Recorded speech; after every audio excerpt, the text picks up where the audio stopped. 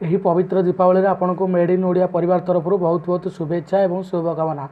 ତ ସାଙ୍ଗମାନେ, ହିନ୍ଦୁ ପରିବାରରେ ସବୁଠୁ ଅଧିକ ମହତ୍ତ୍ୱ ଦୀପାବଳିକୁ ଦିଆଯାଏ। ତ ଏହି ଦିନ ମା ଲକ୍ଷ୍ମୀଙ୍କୁ ପୂଜା କରାଯାଇଥାଏ।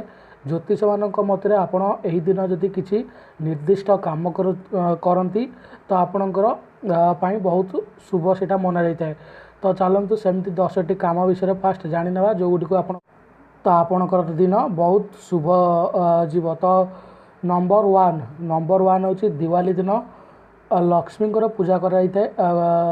ସେଦିନ ଲକ୍ଷ୍ମୀ ପୂଜା ପରେ ଘରର ସବୁ ରୁମ୍ରେ ଆପଣ କ'ଣ କରିବେ ନା ଶଙ୍ଖ ଏବଂ ଘଣ୍ଟି ବଜାଇବା ଦରକାର। ଏମିତି କଲେ ଘରର ସବୁ ଦାରିଦ୍ର୍ୟ ଦୂର ହୋଇଥାଏ ଏବଂ ଘରେ ସର୍ବଦା ଶାନ୍ତି ଅନୁଭୂତ ହୋଇଥାଏ। ତ ନମ୍ବର 2, ଦିୱାଲି ଦିନ ତେଲରେ ଦୀପ ଜାଳି ଶ୍ରୀ ହନୁମାନଙ୍କର ପୂଜା କରିବା ଦରକାର। ଏମିତି କଲେ ହନୁମାନ ପ୍ରସନ୍ନ ହୋଇଥାନ୍ତି ଏବଂ ଘରର ସବୁ ବିପଦରୁ ଆମକୁ ରକ୍ଷା କରିଥାନ୍ତି।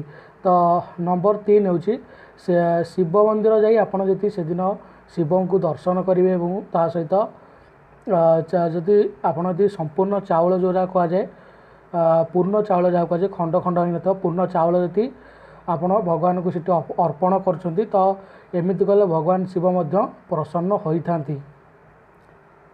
ତ ନମ୍ବର 4 ହେଉଛି ଦିୱାଲି ଦିନ ମହାଲକ୍ଷ୍ମୀଙ୍କ ପୂଜା ସମୟରେ କିଛି ଧଳା କଉଡ଼ି ମଧ୍ୟ ଯଦି ଆପଣ ପୂଜାରେ ବ୍ୟବହାର କରିବା ଉଚିତ। ତ ଏମିତି ଯଦି ଆପଣ କରୁଛନ୍ତି ତ ମା ଲକ୍ଷ୍ମୀ ବହୁତ ଶୀଘ୍ର ପ୍ରସନ୍ନ ହୋଇଯାଇଥାନ୍ତି ଏବଂ ମା ଲକ୍ଷ୍ମୀ ବହୁତ ଶୀଘ୍ର ପ୍ରସନ୍ନ ହେଲେ ଆପଣ ଜାଣିଛନ୍ତି ଯେ ଘରର କେଉଁଭଳି ଉନ୍ନତି ଘଟିଥାଏ। ତ ନମ୍ବର 5 ହେଉଛି ଏହି ଦିନ ଝାଡ଼ୁ ନିଶ୍ଚିତ ଭାବରେ ଆପଣ କିଣିବା ଦରକାର। ଆପଣଙ୍କ ଘରେ ନୂଆ ଝାଡ଼ୁ ଥାଉ ବା ନଥାଉ, ନିଶ୍ଚିତ ଭାବରେ ଝାଡ଼ୁ କିଣିବା ଦରକାର ଏବଂ ନୂଆ ଝାଡ଼ୁରେ ଘରକୁ ପରିଷ୍କାର କଲେ ବି ଏହାକୁ ବହୁତ ଶୁଭ ମଧ୍ୟ ମନାଯାଇଥାଏ, ସେଦିନ ବହୁତ ଶୁଭ ମନାଯାଇଥାଏ।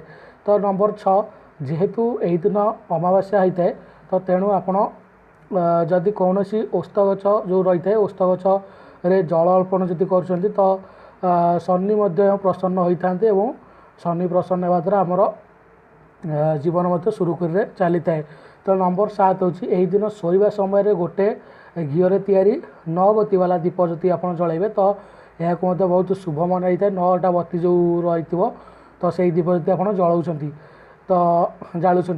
ତ ନମ୍ବର 8 ହେଉଛି ଏହି ଦିନ ଆପଣ ଯଦି ପାରୁଛନ୍ତି ଜଣେ କିନ୍ନର ଯେଉଁ ରହିଥାନ୍ତି ତ କିନ୍ନରଠୁ ଖୁସିରେ 1 ଟଙ୍କା ଆଣି ନିଜ ପର୍ସରେ ରଖିବେ। ତା ଖୁସିରେ ଆପଣ ମାଗିବେ ନିଶ୍ଚିତ ଭାବରେ, କିନ୍ତୁ ସେ ଯଦି ଖୁସିରେ ଦେଉଛି ତ ତାଠୁ 1 ଟଙ୍କା ଆଣି ନିଜ ପର୍ସରେ ରଖନ୍ତୁ।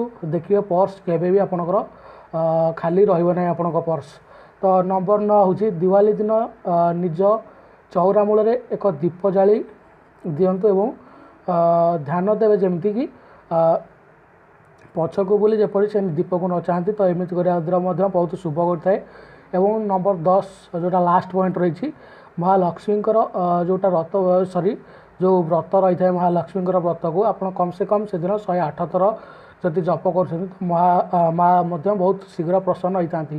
ତ ଏମିତି ଆପଣ ଏଇ ଥିଲା 10ଟି ନିୟମ। ତ ଯଦି ଆପଣ ଦିୱାଲି ଦିନ ହେଉ ବା ଦିୱାଲି ପରଠାରୁ ବି ଆପଣ ଯଦି ଏଇ କାମ ଗୁଡ଼ିକୁ ସବୁ କରୁଛନ୍ତି, ୟା ଭିତରୁ କିଛିଟା ବି କାମ କରୁଛନ୍ତି ତ ଆପଣଙ୍କ ଦାରିଦ୍ର୍ୟ ନିଶ୍ଚିତ ଭାବରେ ଦୂର ହେବ। ତ ଏତିକି ଥିଲା ଆଜିର ଅପଡ଼େଟ୍।